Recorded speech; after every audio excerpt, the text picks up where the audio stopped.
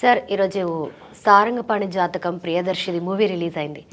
Movie ఎలా ఉంది? థియేటర్లో రెస్పాన్స్ ఎలా ఉంది? ఇది ఎప్పటి నుంచో రిలీజ్ కూడా పోస్ట్ పోన్ అవుతూ వచ్చింది చాలా సార్లు. ఎలా ఉంది ఫైనలీ రిజల్ట్? అంటే ప్రొడ్యూసర్ గారు శివలంక కృష్ణప్రసాద్ గారు ఒక మాట చెప్పాడు. ఆయన ఏమన్నాడంటే, నేను ఫుల్ లెంగ్త్ ఎంటర్టైనర్ తీయలేదు ఇప్పటిదాకా, తీయాలనే నాకు ఆశ ఈ సినిమాతో నెరవేరింది అన్నాడు. నిజంగానే ఆయన ఆశ నెరవేర్చిన సినిమాగానే ఉంది ఇది. ఫుల్ లెంగ్త్ నవ్వించగలిగారు. అంటే లాజిక్తో సంబంధం లేకుండా సినిమాని ఎంటర్టైనింగ్గా నడపటం అనే విషయంలో ఇంద్రగంటి మోహన్ కృష్ణ సక్సెస్ అయ్యాడు డైరెక్టర్.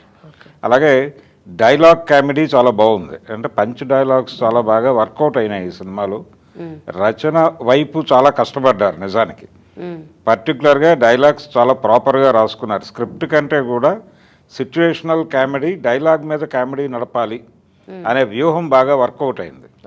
సెకండ్ హాఫ్ కొంచెం లాగ్గా అనిపించినప్పటికీ నెమ్మదిగా క్లైమాక్స్ వచ్చేసరికి స్పీడ్ అందుకుంది. తనికెళ్ల భరణి గారి పాత్ర సినిమాకి చాలా హెల్ప్ అయింది చివరిలో. అంటే గ్రహణం నుంచి ఇంద్రగంటి మోహన్ కృష్ణ ఆయనతో ట్రావెల్ అవుతున్నాడు. దాదాపుగా ఆయన ప్రతి సినిమాలోనూ భరణి ఉంటున్నాడు. అలా ఈ సినిమాలో కూడా మంచి క్యారెక్టర్ ఇచ్చారు తనకి. క్లైమాక్స్ వరకు నవ్వించగలిగాడు డైరెక్టర్. అంటే ఓపెనింగ్ షాట్ నుంచి చివరి వరకు అలా నవ్వుల మీద నడిపేశాడు సినిమాని. సరదాగా ఎంటర్టైన్ అవుదాము అనుకున్న వాళ్ళు, లేదు మూడ్ ఆఫ్లో ఉన్నవాళ్ళు సరదాగా ఈ సినిమాకి వెళ్ళి ఎంటర్టైన్ అవ్వచ్చు, లాజిక్ వెతకకుండా. అలా ఇక ఆర్టిస్టుల వైపు ప్రియదర్శి తను కోర్టు సినిమాతో కామెడీ జానర్ నుంచి బయటకు వచ్చే ప్రయత్నం చేశాడు. సీరియస్ క్యారెక్టర్లు నేను చేయగలను అని చెప్పి ప్రూవ్ చేసుకునే ప్రయత్నం. అయితే ఈ సినిమాలో మళ్ళీ ఎంటర్టైనింగ్ క్యారెక్టరే వచ్చింది తనకి. తను బాగా నడిపాడు దాన్ని. అలాగే ఇతర క్యారెక్టర్లు వెన్నెల కిషోర్ వీళ్ళందరూ కూడా చాలా తోడ్పడ్డారు ఒక రకంగా ప్రియదర్శికి. అలాగే రూప, ఆవిడ అంటే చాలా కాలం క్రితం యాక్ట్ చేసింది, మళ్ళీ ఈ సినిమాలో తీసుకొచ్చారు.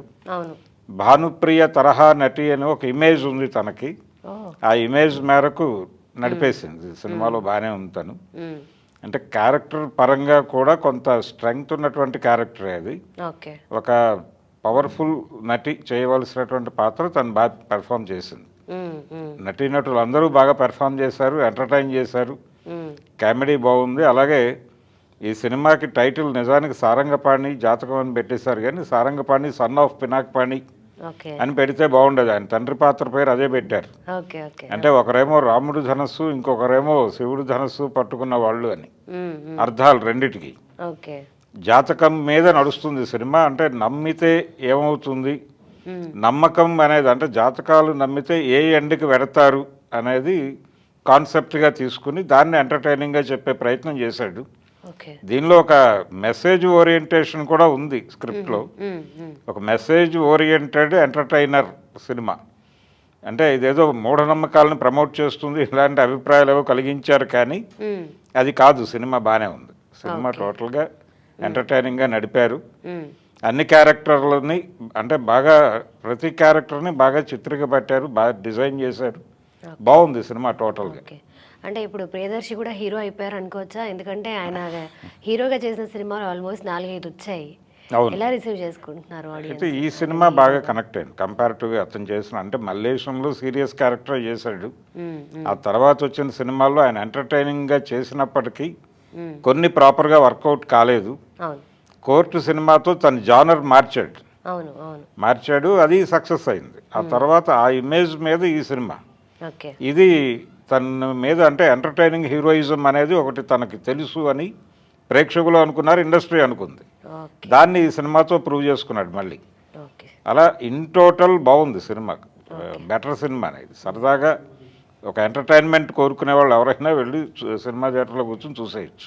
సరే, ఇప్పుడు మనకు తెలుసు సినిమా ఏ రేంజ్లో ఉందనేది. ఎందుకంటే అందరూ పాన్ ఇండియా సినిమాలు చూడడానికి ఎక్కువ ఇష్టపడుతున్నారు. అంటే ఇలాంటి మీడియం రేంజ్ సినిమాలని ప్రేక్షకులు ఎంతవరకు ఆదరించవచ్చు? అంటే వాటి కోసం టైం స్పెండ్ చేసి థియేటర్స్కి వెళ్ళి చూసే అవకాశం ఉందంటారా? అంటే థియేటర్కి ఆడియన్స్ రావడం లేదు అనేది బలంగా వినిపిస్తున్న మాట. కానీ ఈ సినిమాకి పాజిటివ్ టాక్ మొదలైంది కాబట్టి థియేటర్కి వెళ్తారు జనాలు. అంటే కోర్టు సినిమాకి కూడా పాజిటివ్ రివ్యూస్ వచ్చిన తర్వాత జనం మూవ్ అయ్యారు. అయితే ఓటీటీ వలన సినిమాలు దెబ్బతింటాయి అంటున్నారు, కానీ నిజానికి ఓటీటీ కంటే కూడా ఈ బయట అవైలబుల్గా వస్తుంది కంటెంట్. అంటే సినిమా షో ముగిసిన ఒక 1 అవర్లోనే ఏదో ఒక ఇంటర్నెట్ ప్లాట్ఫామ్ మీద ఈ కంటెంట్ అవైలబుల్గా వచ్చేస్తుంది.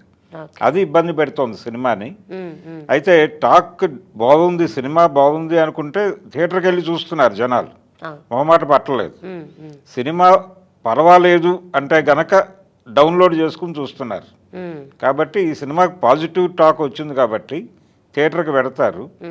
రెండోది మార్కెట్ ఏమిటి అనేది ఒక చర్చ. ఇది టోటల్గా లోకల్ మార్కెట్ని టార్గెట్ చేసిన సినిమాని. అంటే సినిమా అనేది 3 డివిజన్లుగా మారిపోయింది. ఓకే. అంటే local market cinema, pan India cinema, తర్వాత వరల్డ్ మార్కెట్ని టార్గెట్ చేసిన సినిమాగా 3 జానర్లలో చీలిపోయింది. ఓకే. ఇది లోకల్ మార్కెట్ కోసం చేసిన సినిమాని, తెలుగు ఆడియన్స్ని దృష్టిలో పెట్టుకుని చేసిన సినిమా. డైరెక్టర్కి కానీ ప్రొడ్యూసర్కి కానీ భారీ ఆశలు లేవు. లోకల్ మార్కెట్లో వర్కౌట్ అయితే చాలు అనుకున్నారు వాళ్ళు, అదే అయింది. ఓకే. దీన్ని కావాలంటే నెమ్మదిగా ప్రమోట్ చేసుకుంటారు సౌత్ ఇండియన్ లాంగ్వేజెస్లోకి. అలా అంటే మార్కెట్ విస్తరణ అనేది ప్రతి ఒక్కరి వ్యూహం. ఈ డైరెక్టర్కి ప్రొడ్యూసర్కి కూడా అది ఉంది, కానీ వాళ్ళు దాని మీద దృష్టి పెట్టి బడ్జెట్ ఇవ్వలేదు. ఓకే. కాబట్టి నీట్గా లోకల్ మార్కెట్ని జాగ్రత్తగా క్యాప్చర్ చేయడానికి చేశారు. ఈ సినిమాని అంటే పైరసీ ద్వారా ఈ సినిమా చూడటం కాకుండా థియేటర్కి వెళ్ళి చూస్తే ఇలాంటి సినిమాలకు ఒక ఎంకరేజ్మెంట్ ఉంటుంది. ఓకే. డెఫినెట్గా మంచి సినిమా తీస్తే మనకి ప్రేక్షకులు ఆశీర్వదిస్తారు అనేటువంటి కాన్ఫిడెన్స్ వాళ్ళకు ఉండాలి, వాళ్ళకి మిగలాలి. అందుకని ఈ పైరసీ వీడియో ఫోనుల్లో షేర్ చేసుకుని చూడటం అనేది మానేసి థియేటర్కి వెళ్ళి చూడటం అనేది బాగుంటుంది.